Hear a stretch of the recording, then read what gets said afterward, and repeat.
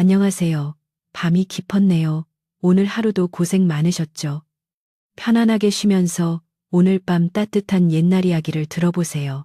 옛날 옛적에 어느 한 강원도 깊은 산골 마을에 칠성이라는 총각이 살고 있었습니다. 태백산 자락이 병풍처럼 둘러선 이 마을은 겨울이면 눈이 처마 끝까지 쌓여 짐승들도 숨을 죽이는 첩첩산중이었습니다. 바람은 칼날처럼 매서웠고 가난은 그림자처럼 사람들의 발목을 붙잡고 놓아주지 않던 시절이었습니다. 칠성이는 마을 끄트머리 다 허물어져 가는 외딴 초가집에서 홀로 지냈습니다. 그는 태어날 때부터 혼자가 아니었으나 어릴 적 집에 큰 불이 났을 때 부모님을 모두 잃고 말았습니다. 그 화만은 칠성이의 오른쪽 얼굴마저 집어삼켜 눈가에서 턱 밑까지 붉고 거친 흉터를 남겨놓았습니다.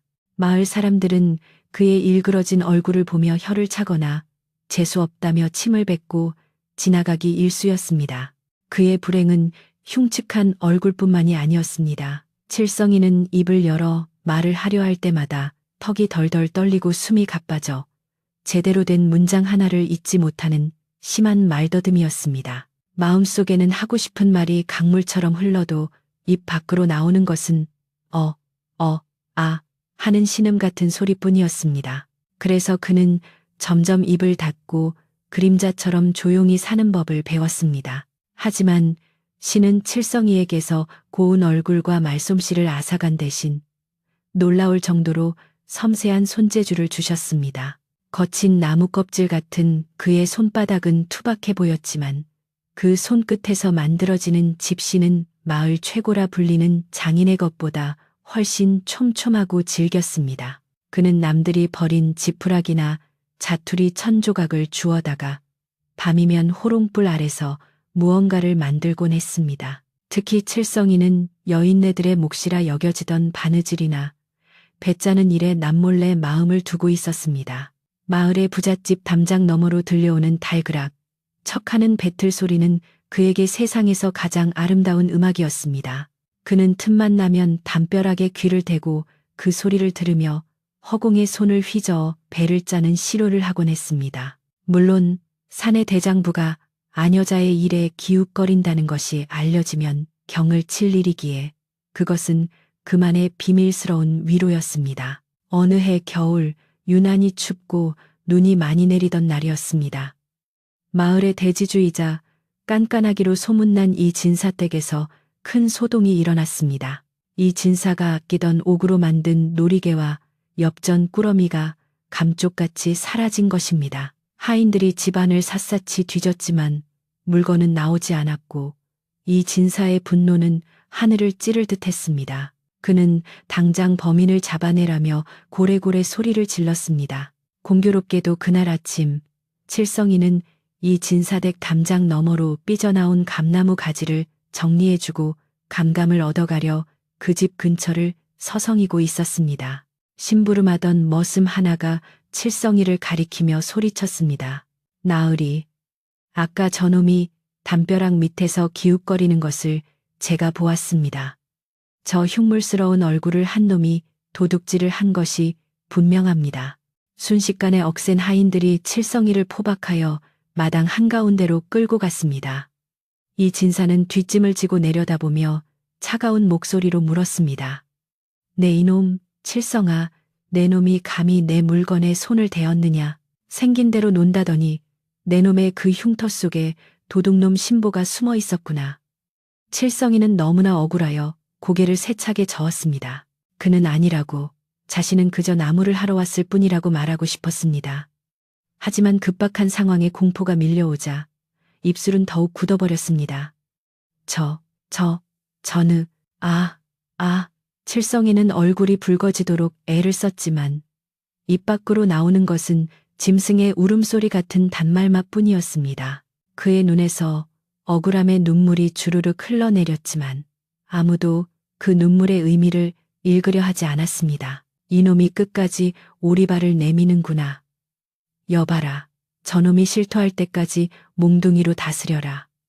이 진사의 호령이 떨어지자마자 무자비한 매질이 시작되었습니다. 퍽퍽 하는 둔탁한 소리와 함께 칠성이의 낡은 삼배 옷은 찢겨나가고 등과 다리에서는 붉은 피가 배어 나왔습니다. 그는 고통 속에 몸부림치며 흙바닥을 긁었지만 매질은 멈추지 않았습니다. 마을 사람들은 담장 너머로 그 광경을 지켜보면서도 누구 하나 나서서 말리는 이가 없었습니다. 개 중에는 원래 흉하게 생긴 것들은 속도 시커먼 법이야라고 수군거리는 이들도 있었습니다. 칠성이는 육체의 고통보다 자신을 벌레 보듯 바라보는 사람들의 차가운 시선에 가슴이 찢겨 나가는 것 같았습니다. 그는 마음속으로 비명을 질렀습니다. 나도 사람입니다. 나도 당신들과 똑같이 아픔을 느끼는 사람입니다. 결국 칠성이는 초주검이 되어서야 매질이 멈추었습니다. 이 진사는 침을 씀뱉으며 명령했습니다. 재수 없는 놈, 당장 내 눈앞에서 치워라. 그리고 다시는 이 마을에 발도 붙이지 못하게 해라. 하인들은 축 늘어진 칠성이를 짐짝처럼 들어다가 마을 어귀 밖 눈 쌓인 들판에 내동댕이 쳤습니다. 해는 이미 서산으로 넘어가고 사위는 칠흑 같은 어둠에 잠겼습니다. 살을 내는 듯한 북풍이 몰아치며 칠성이의 상처 입은 몸을 파고들었습니다. 그는 간신히 정신을 차리고 눈을 떴지만 보이는 것은 끝도 없이 펼쳐진 하얀 눈밭뿐이었습니다. 돌아갈 집도 반겨줄 사람도 억울함을 호소할 곳도 없었습니다. 그가 가진 것이라고는 찢어진 옷 한 벌과 피멍든 몸뚱어리 그리고 갈기갈기 찢어진 자존심뿐이었습니다. 칠성이는 비틀거리는 다리로 일어섰습니다. 이대로 누워있으면 얼어 죽을 것이 뻔했습니다. 그는 마을 쪽은 쳐다보지도 않고 산속 깊은 곳으로 발걸음을 옮겼습니다. 눈보라가 그의 얼굴을 때렸고 흉터난 뺨 위로 뜨거운 눈물이 흘러내리다 이내 얼어붙었습니다. 그는 어디로 가야 할지 알 수 없었지만 본능적으로 사람들이 없는 곳, 짐승들만이 숨쉬는 깊은 산속으로 향했습니다. 얼마나 걸었을까요? 감각이 없어진 발이 눈 속으로 푹푹 빠졌습니다. 배고픔과 추위 그리고 매질의 고통이 한꺼번에 밀려와 정신이 혼미해졌습니다. 이대로 죽는구나. 칠성이는 눈 속에 무릎을 꿇었습니다. 세상에 태어나 따뜻한 밥 한 끼, 다정한 말 한마디 들어보지 못하고 이렇게 가는 것이 서러웠습니다. 그때였습니다. 흐릿해지는 시야 너머로 저 멀리 깎아지른 듯한 절벽 위에 희미한 불빛 하나가 반짝였습니다. 그것은 마치 저승기를 비추는 도깨비불 같기도 하고 길 잃은 영혼을 부르는 손짓 같기도 했습니다.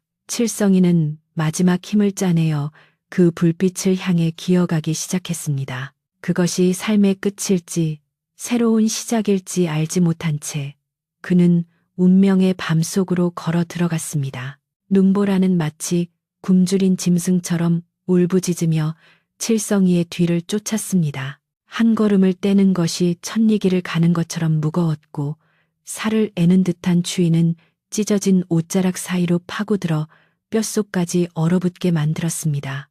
칠성이는 감각이 없어진 발을 억지로 끌며 산비탈을 올랐습니다. 그가 향하는 곳은 마을 사람들 사이에서 과부들의 집이라 불리는 깎아지른 절벽 위에 위태롭게 서 있는 외딴 기와집이었습니다. 마을 사람들은 그곳에 다가가면 재수가 없다거나 귀신이 나온다며 근처에 얼씬도 하지 않았지만 지금 칠성이에게는 선택의 여지가 없었습니다. 그 희미한 불빛만이 이 지옥 같은 눈밭에서 유일하게 살아있는 것이었기 때문입니다. 가파른 산길을 오르다 몇 번이나 미끄러지고 넘어지기를 반복했습니다. 뾰족한 바위에 긁혀 무릎에서는 피가 배어 나왔지만 추위 때문에 고통조차 느껴지지 않았습니다. 칠성이는 혼미해지는 정신을 부여잡으며 주문을 외듯 중얼거렸습니다. 살아야 한다.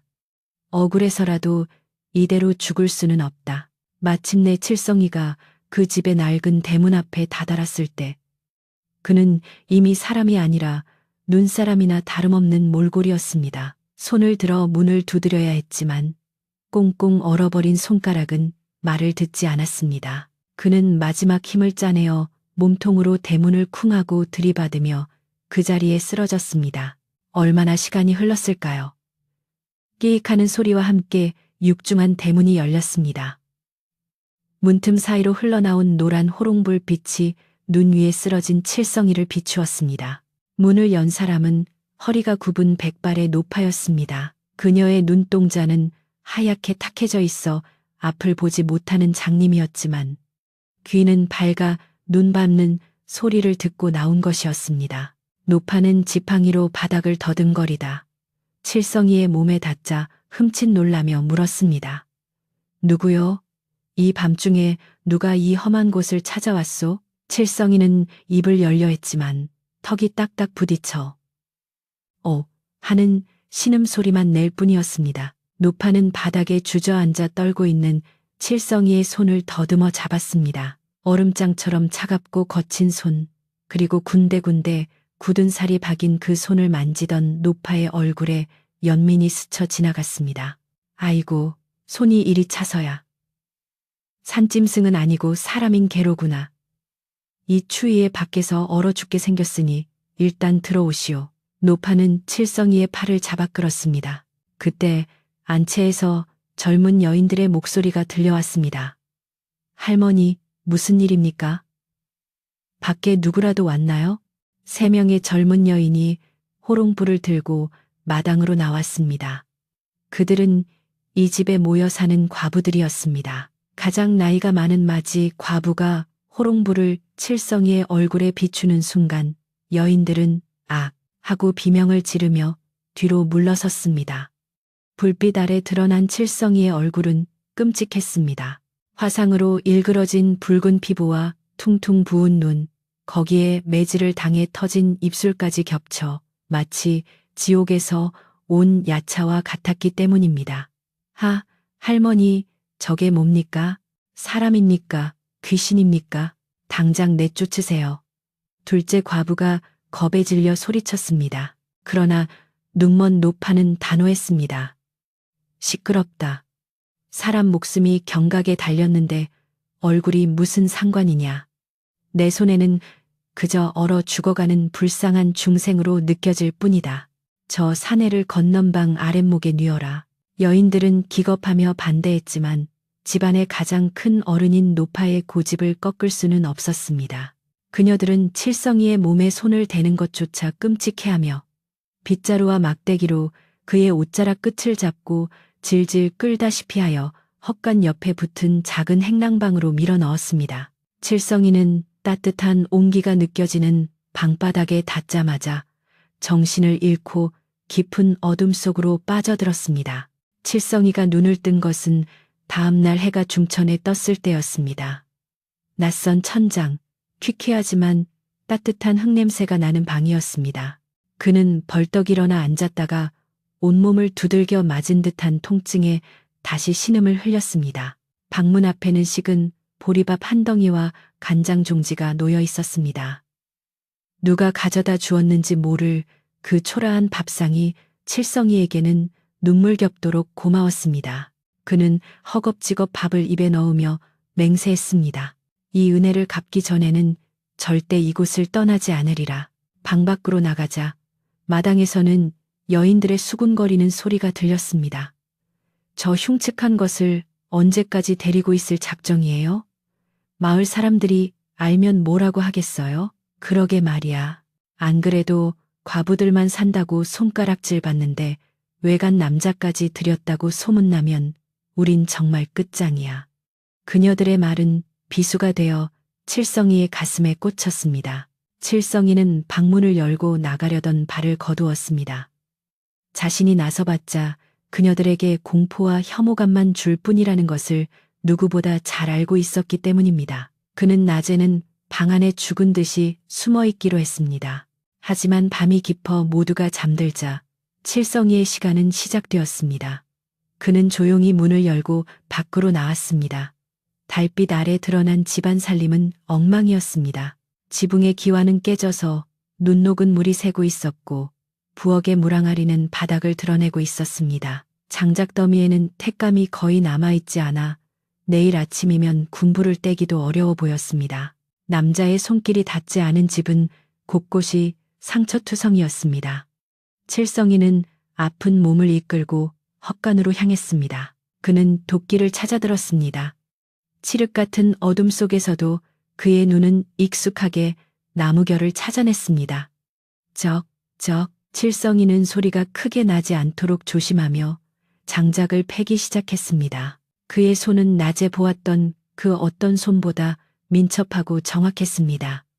쌓여가는 장작들을 보며 그는 묘한 안도감을 느꼈습니다. 말로 할 수 없는 고마움을 이렇게라도 표현할 수 있어서 다행이었습니다.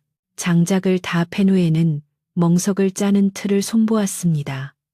헐거워진 매듭을 단단히 조이고 부러진 살을 깎아 끼워 넣었습니다. 다음 날 아침, 마당에 나온 여인들은 눈을 의심했습니다. 부엌 아궁이 옆에는 잘 마른 장작이 산더미처럼 쌓여 있었고 물항아리에는 맑은 샘물이 찰랑거리고 있었습니다. 이게 도대체 무슨 일이야? 밤새 도깨비가 왔다 갔나? 막내 과부가 눈을 동그랗게 뜨고 물었습니다.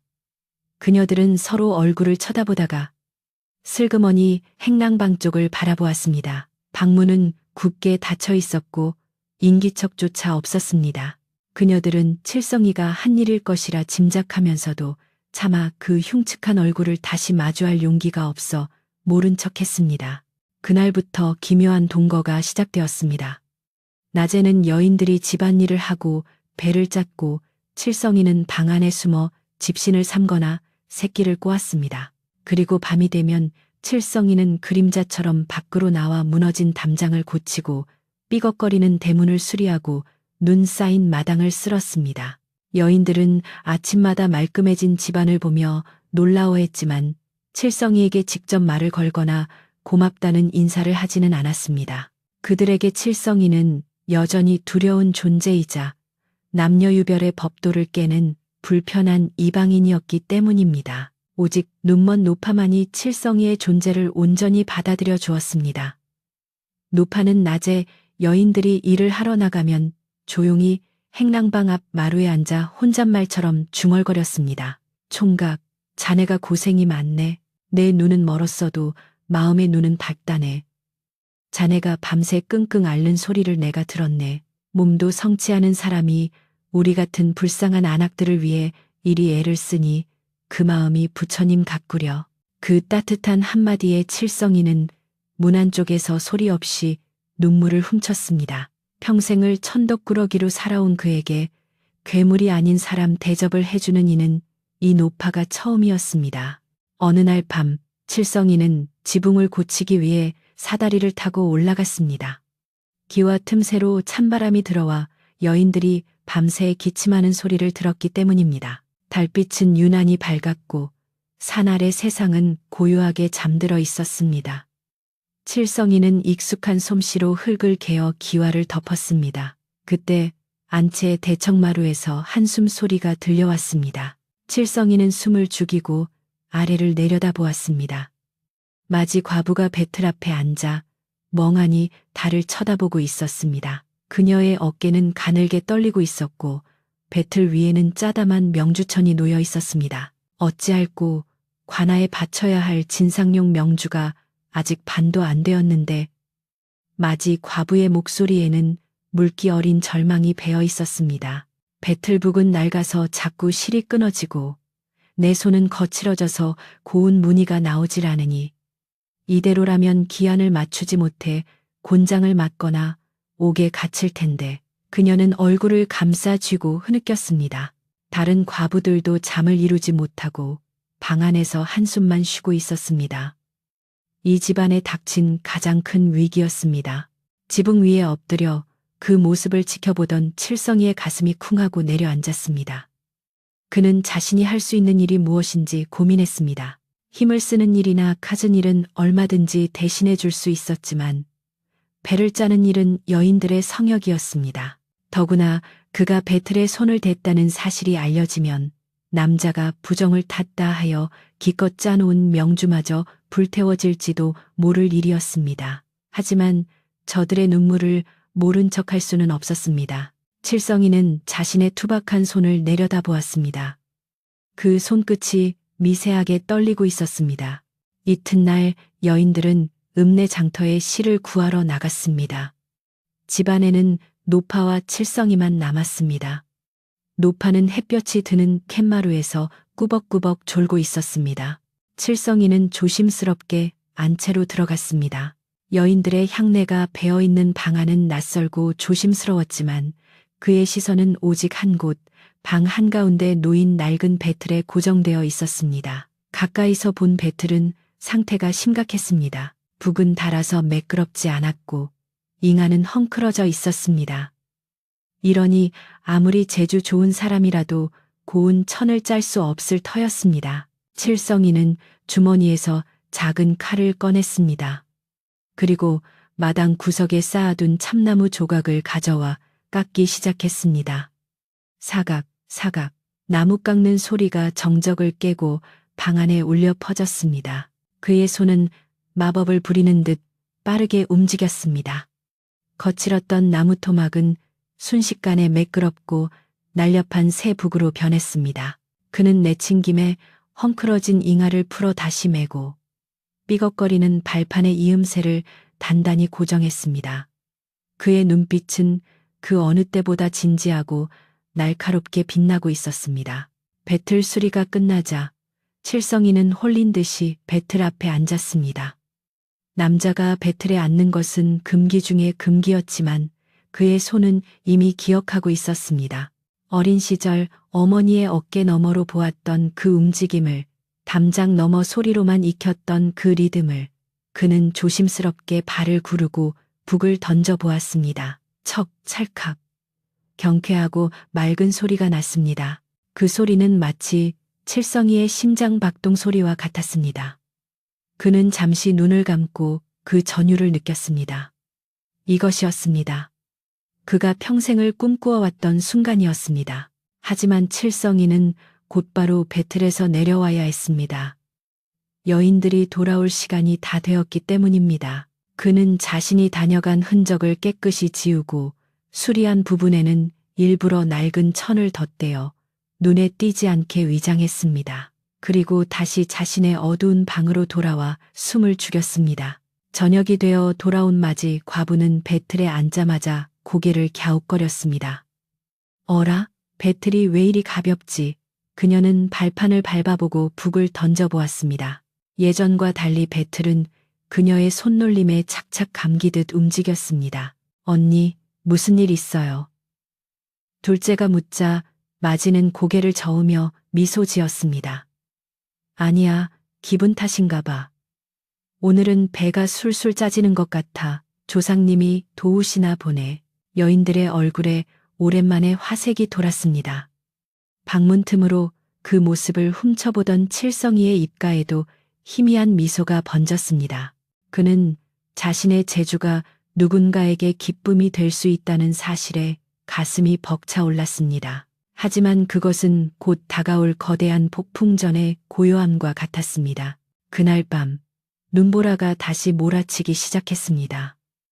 이번 눈은 지난번보다 훨씬 거세고 사나웠습니다. 바람은 문풍지를 찢어 밝힐 듯 흔들어댔고 온 세상이 하얗게 갇혀버렸습니다. 그리고 그 눈보라와 함께 마을에서 흉흉한 소문이 들려오기 시작했습니다.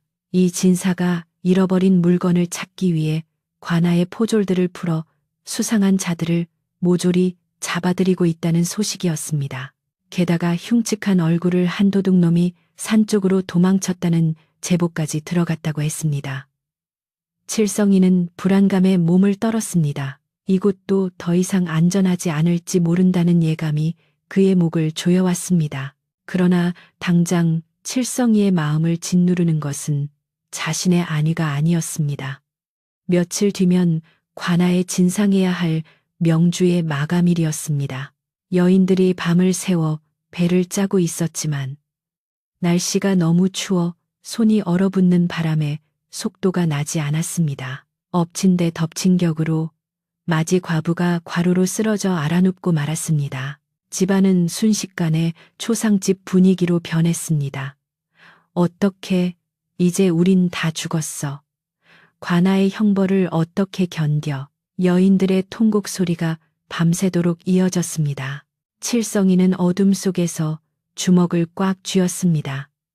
이제 더 이상 숨어 있을 수만은 없었습니다. 밤은 깊어 삼경을 넘어서고 세상의 모든 소리가 눈 속에 파묻혀 고요하기 그지없었습니다. 마지 과부가 알아놓은 안채에서는 간간히 끙끙 앓는 소리만 새어나올 뿐 절망에 지친 여인들은 서로를 부둥켜 안고 쪽잠에 빠져 있었습니다.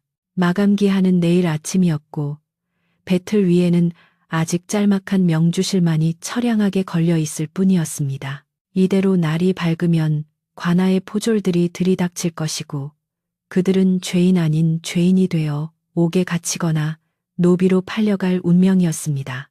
집안을 감도는 공기는 한겨울의 냉기보다 더 차갑고 무거운 절망 그 자체였습니다.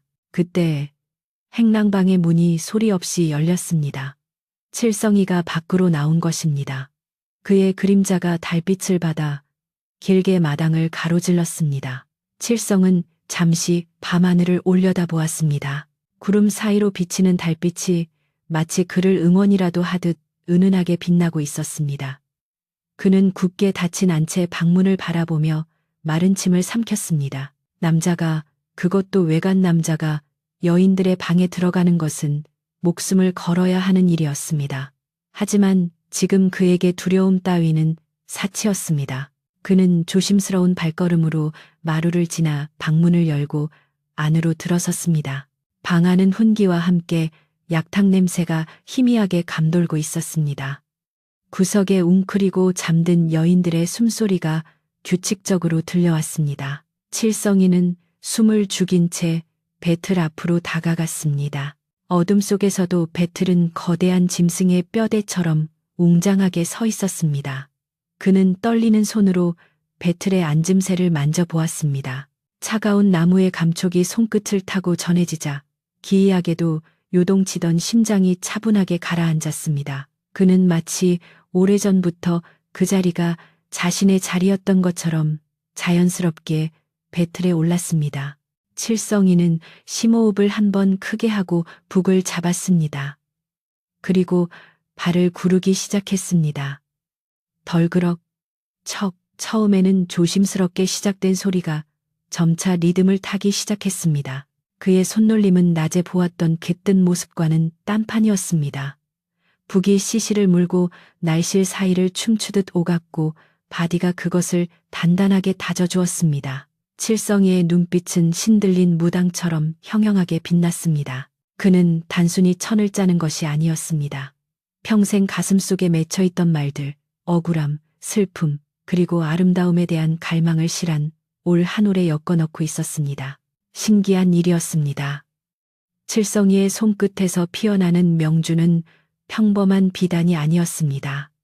창호지 문을 뚫고 들어온 달빛이 배틀 위로 쏟아지자 명주실이 스스로 빛을 내는 듯 했습니다. 그가 짜내는 무늬는 본 적도 없는 기이하고 아름다운 문양이었습니다. 눈보라치는 태백산의 웅장한 능선이 담기는가 하면 봄날 아지랑이 피어오르는 들판의 꽃들이 피어났습니다. 칠성이는 무아지경 속에서 손을 움직였습니다. 이마에는 땀방울이 맺혀 흘러내렸고 손가락 끝은 실에 쓸려 피가 배어 나왔지만 그는 멈출 수 없었습니다. 밤새도록 배틀 소리는 끊이지 않았습니다. 잠결에 그 소리를 들은 여인들은 꿈속에서 선녀가 배를 짜는 소리라 생각하며 더욱 깊은 잠에 빠져들었습니다. 칠성이의 손은 눈에 보이지 않을 정도로 빨라졌습니다. 그의 영혼이 육체를 빠져나가 배틀과 하나가 된 것 같았습니다. 입으로는 말 한마디 제대로 못하는 그였지만 지금 이 순간 그는 세상에서 가장 유창한 언어로 이야기를 쏟아내고 있었습니다.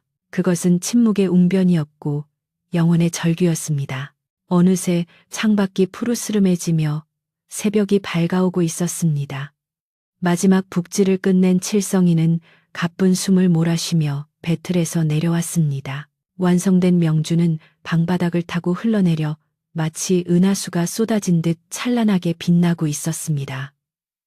그는 자신의 피 묻은 손을 옷자락에 닦으며 서둘러 방을 빠져나갔습니다. 누가 볼세라 행랑방으로 돌아온 그는 그대로 쓰러져 정신을 잃고 말았습니다. 그의 거친 숨소리만이 고요한 새벽을 채웠습니다. 아침 해가 떠오르고 닭 울음소리에 잠을 깬 여인들이 눈을 비비며 일어났습니다. 아이고, 늦잠을 잤네. 오늘이 마감날인데 큰일 났어. 둘째가 비명을 지르며 마지 언니를 흔들어 깨웠습니다. 마지 과부는 아픈 몸을 일으키려다 눈앞에 펼쳐진 광경을 보고 그만 입을 다물지 못했습니다. 배틀 아래에는 눈부시게 하얀 명주가 폭포수처럼 흘러내려 쌓여 있었습니다. 그 천에서 뿜어져 나오는 광채가 방 안을 환하게 비추고 있었습니다. 이게 무슨 일이야? 여인들은 홀린 듯 다가가 명주를 만져보았습니다. 손에 닿는 감촉이 마치 물처럼 부드럽고 따뜻했습니다. 세상에, 이건 사람이 만든 게 아니야. 밤새 산신령님이 다녀가신 게 틀림없어. 막내 과부가 감격에 겨워 눈물을 흘렸습니다. 마지 과부 역시 믿을 수 없는 현실에 떨리는 손으로 천을 어루만졌습니다. 그 고운 무늬 속에는 용이 승천하고 봉황이 춤추는 듯한 생동감이 살아 숨쉬고 있었습니다. 그때 마당에서 지팡이 소리가 들려왔습니다. 눈먼 할머니가 방문을 열고 들어섰습니다. 너희들 그 천을 보고 놀랐느냐? 할머니의 목소리는 평소보다 엄숙했습니다. 할머니, 이것 좀 보세요. 밤새 기적이 일어났어요. 우리 집에 복이 들어왔나 봐요. 여인들이 들떠서 외쳤습니다. 하지만 할머니는 고개를 가로저으며 배틀 쪽으로 다가갔습니다. 그리고 배틀의 손잡이와 북을 더듬거렸습니다. 거기에는 아직 마르지 않은 칠성이의 핏자국이 희미하게 남아 있었습니다. 기적은 하늘에서 뚝 떨어지는 게 아니다. 누군가의 피와 땀이 만들어내는 게지. 할머니는 조용히 행랑방 쪽을 가리켰습니다. 어서 가서 그 총각을 데려오너라. 여인들은 의아해하며 서로를 쳐다보았습니다. 그 흉측한 총각 말인가요? 그 사람이 이 일을 했을 리가 없잖아요. 걷기도 힘들어하는 병신인걸요. 둘째가 코웃음을 쳤지만 할머니의 표정은 단호했습니다. 잔말 말고 어서 데려오지 못할까. 불호령에 놀란 막내가 쭈뼛거리며 행랑방으로 달려갔습니다. 잠시 후 막내의 부축을 받으며 칠성이가 안채로 들어왔습니다. 그는 밤새 쏟은 기력 탓에 얼굴이 창백했고 다리는 후들거리고 있었습니다. 여인들은 의심 가득한 눈초리로 그를 바라보았습니다. 할머니는 칠성이를 가까이 오게 한 뒤 그의 두 손을 잡아 자신의 볼에 갖다 대었습니다. 거칠고 투박한 손, 그리고 손가락 마디마디에 새로 생긴 물집과 굳은 살, 배틀북에 쓸려 패인 상처들이 할머니의 예민한 감각에 고스란히 전해졌습니다. 이 손을 보아라. 이 상처들을 보아라. 할머니의 눈에서 굵은 눈물이 주르륵 흘러내렸습니다. 너희가 잠든 사이에, 너희가 춥고 힘들다고 울다 지쳐 잠든 그 밤에 이 사람은 자신의 살을 깎아 너희를 살렸구나. 할머니의 말에 여인들은 숨을 멈추었습니다. 그녀들의 시선이 칠성이의 손으로 그리고 흉터로 뒤덮인 그의 얼굴로 옮겨갔습니다. 전날까지만 해도 징그러워서 똑바로 쳐다보지도 못했던 그 얼굴이었습니다. 하지만 지금은 달랐습니다. 칠성이의 붉은 흉터는 더 이상 흉측한 괴물의 표식이 아니었습니다. 그것은 묵묵히 고통을 견뎌온 한 인간의 훈장처럼 보였습니다. 칠성이는 부끄러워 고개를 푹 숙이고 몸을 떨었습니다.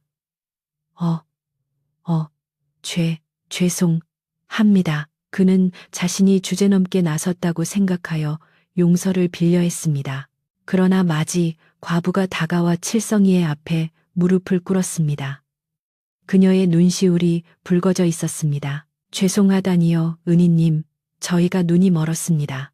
겉모습만 보고 귀한 분을 알아보지 못하고 짐승 취급을 했으니 이 죄를 어찌 갚습니까? 마지의 흐느낌에 다른 여인들도 칠성이 앞에 엎드려 울음을 터뜨렸습니다. 칠성이는 당황하여 어쩔 줄 몰랐습니다. 평생 손가락질과 매질만 받아오던 그였습니다. 누군가 자신에게 무릎을 꿇고 고마워하다니 태어나서 처음 겪는 일이었습니다. 가슴속 깊은 곳에서 뜨거운 무언가가 울컥 치솟아 올랐습니다.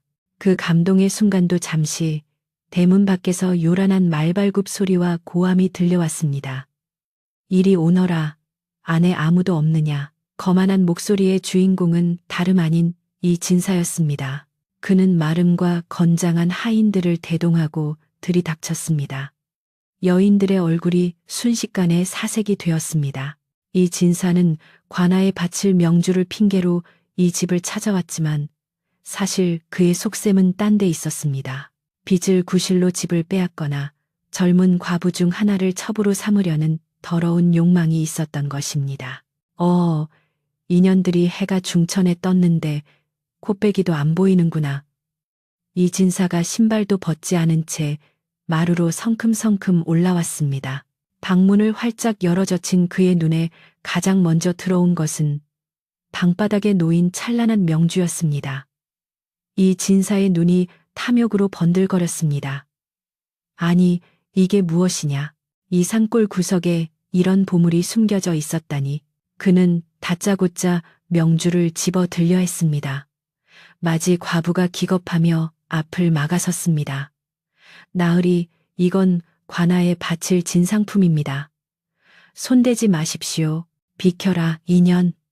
빚 대신 이 명주는 내가 가져가겠다.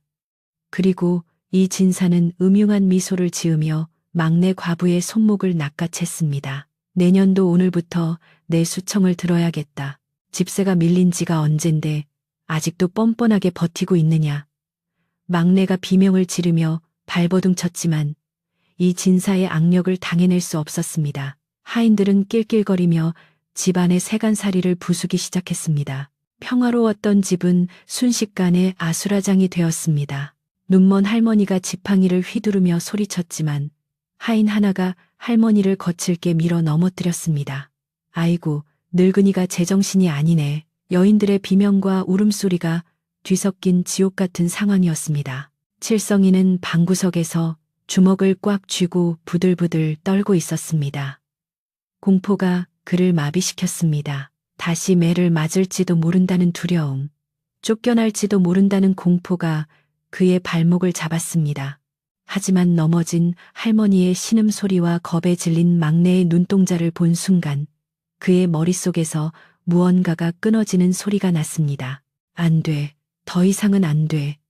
칠성이는 자리를 박차고 일어났습니다. 그는 번개같이 달려들어 이 진사의 팔을 내리쳤습니다. 으악! 이 진사가 비명을 지르며 막내의 손을 놓았습니다. 놀란 이 진사와 하인들이 칠성이를 쳐다보았습니다. 칠성이는 흉측한 얼굴을 그대로 드러낸 채 이 진사와 여인들 사이를 가로막고 섰습니다. 그의 등은 든든한 성벽처럼 여인들을 보호하고 있었습니다. 네, 내 놈은. 이 진사가 칠성이를 알아보고 눈을 부라렸습니다. 저번에 내 집에서 도둑질하다 쫓겨난 그 흉물이 아니냐? 여기서 숨어 살고 있었구나. 잘 걸렸다. 오늘 내 놈 제삿날인 줄 알아라. 이 진사가 하인들에게 눈짓을 했습니다. 건장한 장정들이 몽둥이를 들고 칠성이를 애워쌌습니다. 칠성이는 공포로 입술이 바싹바싹 탔지만 물러서지 않았습니다. 그는 난생 처음으로 고개를 똑바로 들고 이 진사를 노려보았습니다. 가져, 가지, 마. 칠성이가 온 힘을 다해 소리쳤습니다. 비록 더듬거리는 목소리였지만 그 울림은 천둥처럼 방 안을 뒤흔들었습니다. 이건, 이 사람, 들의, 땀, 이야, 나, 나쁜 놈들. 그의 눈에서는 푸른 불꽃이 일렁이고 있었습니다. 그것은 더 이상 비굴한 머슴의 눈빛이 아니었습니다. 소중한 것을 지키려는 사내의 결기가 서린 눈빛이었습니다. 하인 하나가 몽둥이를 휘둘렀습니다. 칠성이는 피하지 않고 어깨로 받아냈습니다. 퍽하는 소리와 함께 뼈가 울리는 고통이 전해졌지만 그는 신음 소리조차 내지 않았습니다. 오히려 한 발짝 더 앞으로 나아가며 이 진사를 향해 으르렁거렸습니다. 그 기세에 눌린 이 진사가 뒷걸음질을 쳤습니다. 저놈이 미쳤나. 다들 뭐 하는 거야? 어서 저놈을 때려 죽여. 이 진사의 악에 바친 고함에도 하인들은 섣불리 덤비지 못했습니다. 흉터 투성이 얼굴로 피를 흘리면서도 물러서지 않는 칠성이의 모습이 마치 지옥에서 돌아온 악귀처럼 혹은 수호신처럼 보였기 때문입니다. 그때 마지 과부가 부엌에서 식칼을 들고 뛰어나왔습니다. 이놈들, 은희님 몸에 손만 대봐라. 너 죽고 나 죽는 거야. 평소 얌전하던 그녀가 악을 쓰며 달려들자 다른 과부들도 빗자루와 솥뚜껑을 들고 합세했습니다. 맞아. 더 이상은 못 참아. 우리도 사람이야. 여인들의 분노가 폭발했습니다. 칠성이의 용기가 불씨가 되어 억눌려 살던 여인들의 가슴에 불을 지핀 것입니다. 좁은 방 안에서 칠성이와 여인들, 그리고 이 진사 일당의 대치 상황은 일촉즉발의 긴장감으로 팽팽해졌습니다. 바깥바람이 거세게 불어와 문풍지를 요란하게 흔들었습니다. 칠성이는 숨을 헐떡이며 여인들 앞을 굳건히 지키고 있었습니다. 그의 옷자락 사이로 붉은 피가 배어나왔지만 그는 아픔을 느끼지 못했습니다. 지금 그의 등 뒤에는 그가 목숨을 바쳐서라도 지키고 싶은 사람들이 있었습니다. 태어나서 처음으로 누군가의 보호자가 된 칠성이 그의 일그러진 얼굴은 역광을 받아 비장미마저 감돌고 있었습니다. 이 싸움의 끝이 어찌 될지는 아무도 알 수 없었지만 적어도 오늘 밤 그는 더 이상 도망자가 아니었습니다. 그때였습니다. 멈추어라. 천둥소리 같은 호령이 대문 밖에서 울려 퍼졌습니다. 그 소리가 어찌나 위엄있고 기백이 넘치던지 살기가 등등하던 하인들의 몽둥이가 허공에서 딱 멈추고 말았습니다. 모두의 시선이 문 쪽으로 쏠렸습니다. 낡은 갓을 쓰고 허름한 도포를 걸친 한 선비가 뒷짐을 지고 마당으로 들어서고 있었습니다. 행색은 초라했으나 그 눈빛만은 칠흑 같은 어둠 속에서도 샛별처럼 형형하게 빛나고 있어 감히 범접할 수 없는 기운을 풍겼습니다. 이 진사는 눈을 가늘게 뜨고 선비를 쏘아보았습니다. 내 놈은 또 어디서 굴러먹던 갯벼닥이냐. 남의 집안일에 끼어들다니 목숨이 아깝지 않은 모양이구나. 이 진사의 비아냥에도 선비는 눈 하나 깜짝하지 않았습니다.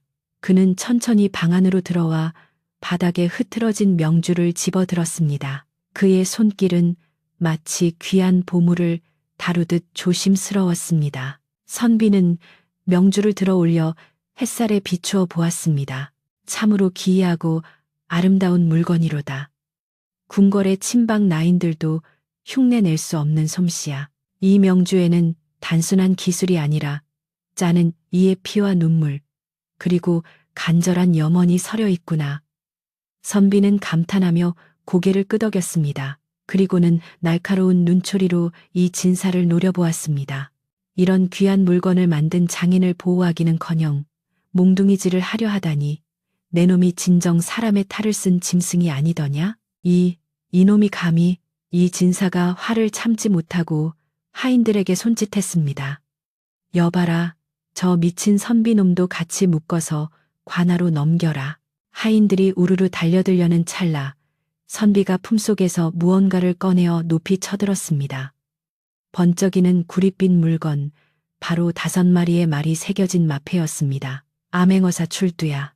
선비의 외침과 동시에 잠복해 있던 역졸들이 담장을 넘어 들이닥쳤습니다. 암행어사라니. 이 진사의 얼굴이 흑빛으로 변하며 그 자리에 주저앉았습니다. 몽둥이를 들고 설치던 하인들은 혼비백산하여 무기를 버리고 바닥에 납작 엎드렸습니다. 좁은 마당은 순식간에 포졸들로 가득 찼고 상황은 완전히 뒤바뀌었습니다. 암행어사는 엄숙한 목소리로 죄를 물었습니다. 이 진사는 듣거라. 너는 양반의 지위를 이용하여 힘없는 백성들을 괴롭히고 탐욕에 눈이 멀어 무고한 자를 도둑으로 몰아 내쫓았다. 또한 과부들의 재물을 탐하고 겁탈하려 했으니 그 죄가 하늘을 찌른다. 이 진사는 살려달라고 애원하며 머리를 조아렸지만 어사는 단호했습니다. 여봐라, 이자를 당장 포박하여 관하로 압송하라. 그리고 창고를 열어 그동안 착복한 재물을 백성들에게 돌려주도록 하라. 포졸들이 이 진사를 줄줄이 엮어 끌고 나갔습니다. 마을을 공포에 떨게 했던 악인의 비참한 말로였습니다. 마당에는 정적이 감돌았고 칠성이와 여인들은 서로를 부둥켜 안고 하염없이 눈물을 흘렸습니다. 그것은 기쁨과 안도의 눈물이었습니다. 어사는 칠성이 앞으로 다가왔습니다. 그는 칠성이의 거친 손을 두 손으로 꼭 잡았습니다. 자네가 칠성인가? 내 오다가다 자네에 대한 소문을 들었네. 얼굴의 흉터 때문에 세상의 모진 풍파를 다 겪었다지. 하지만 오늘 보니 자네야말로 진정 아름다운 마음을 가진 사람이네. 자네가 짠 이 명주가 바로 그 증거일세. 어사의 따뜻한 칭찬에 칠성이는 목이 메어 말을 잇지 못했습니다. 고맙습니다. 어사는 칠성이에게 제안했습니다. 자네의 솜씨는 시골 구석에 썩히기 아깝네. 나와 함께 한양으로 가지 않겠나? 내 자네를 왕실의 장인으로 추천하여 큰 상을 내리고 편안한 삶을 살게 해주겠네. 그것은 칠성이 평생 꿈도 꾸지 못한 영광이었습니다. 멸시받던 그가 임금님의 옷을 짓는 장인이 된다니 인생 역전이나 다름없는 기회였습니다. 여인들도 기대에 찬 눈빛으로 칠성이를 바라보았습니다. 하지만 칠성이는 천천히 고개를 저었습니다. 그는 곁에 서 있는 마지 과부와 눈먼 할머니, 그리고 동생들을 바라보았습니다. 그들의 눈에는 칠성이를 향한 존경과 애정이 가득 담겨 있었습니다. 칠성이는 깨달았습니다. 화려한 궁궐이나 비단옷보다 더 소중한 것이 바로 여기에 있다는 것을. 자신을 사람으로 대해주고 가족으로 받아준 이 작은 집이 바로 그가 있어야 할 곳이었습니다. 저는 여기가 좋습니다. 이분들과 함께 살고 싶습니다. 칠성이의 더듬거리는 진심에 여인들은 다시금 눈물을 터뜨렸습니다. 어사는 빙그레 미소 지으며 고개를 끄덕였습니다. 그렇군. 자네에게는 이미 무엇과도 바꿀 수 없는 보물이 있었구려. 알겠네. 부디 이곳에서 오래오래 행복하게 살게나. 어사는 칠성이의 어깨를 두드려주고는 바람처럼 호련히 떠났습니다. 시간이 흘러 겨울이 가고 따뜻한 봄이 왔습니다. 태백산 자락에 눈이 녹아내린 자리에는 진달래와 철쭉이 만발했습니다. 절벽 위의 그 집은 더 이상 과부들의 집이나 귀신 나오는 집으로 불리지 않았습니다. 사람들은 그곳을 비단 짜는 칠성내라고 불렀습니다. 마을 사람들의 발길이 끊이지 않았고 칠성이가 짠 명주는 없어서 못 팔 정도로 귀한 대접을 받았습니다. 무너졌던 담장은 튼튼한 돌담으로 바뀌었고 새 기와를 얹은 지붕 아래에는 언제나 웃음소리가 끊이지 않았습니다. 칠성이는 더 이상 얼굴을 가리지 않았습니다. 마을 사람들도 그의 흉터를 보며 찡그리는 대신 저 손이 바로 그 명주를 짜는 손이라지 하며 경이로움 가득한 눈빛을 보냈습니다. 그는 이제 마을의 자랑이자 든든한 가장이 되어 있었습니다. 어느 화창한 봄날 햇마루에는 눈먼 할머니가 따뜻한 햇볕을 쬐며 앉아 있었고 마당에서는 칠성이와 혼인한 맞이 아내가 갓 태어난 아이를 안고 행복하게 웃고 있었습니다. 칠성이는 아내와 아이를 바라보며 묵묵히 배틀을 손질하고 있었습니다. 그의 투박한 손길이 닿을 때마다 배틀은 경쾌한 소리를 내며 화답했습니다. 그날 밤 칠성이가 눈보라를 뚫고 이 집에 들어왔던 믿을 수 없는 밤은 이제 전설이 되었습니다. 사람들은 흔히 과부집에 외간 남자가 들어갔다 하면 낯뜨거운 상상을 하곤 했지만 이 이야기만큼은 달랐습니다. 그 밤은 욕망의 밤이 아니라 서로의 상처를 보듬고 살려낸 구원의 밤이었습니다. 칠성이는 밤하늘의 별을 올려다 보았습니다. 그의 이름처럼 7개의 별이 머리 위에서 반짝이고 있었습니다. 흉터난 얼굴 위로 은은한 달빛이 내려앉아 그는 세상 그 누구보다 평온하고 아름다운 남자가 되어 있었습니다.